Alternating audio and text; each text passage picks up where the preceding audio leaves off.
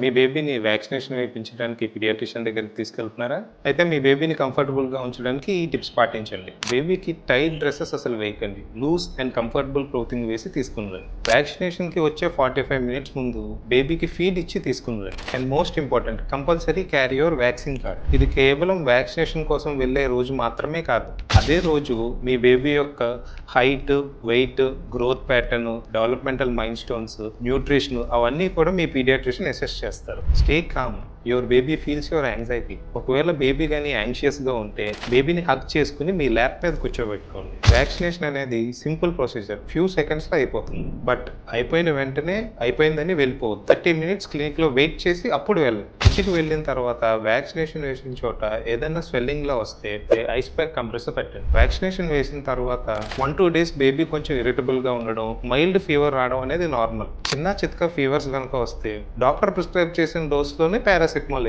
And most important, మీరు వెళ్ళే ముందు మీ వ్యాక్సినేషన్ కార్డ్ అప్డేట్ అయిందా లేదా చూసుకుని నెక్స్ట్ విజిట్ ఎప్పుడు అనేది కన్ఫర్మ్ చేసుకుని వెళ్ళండి.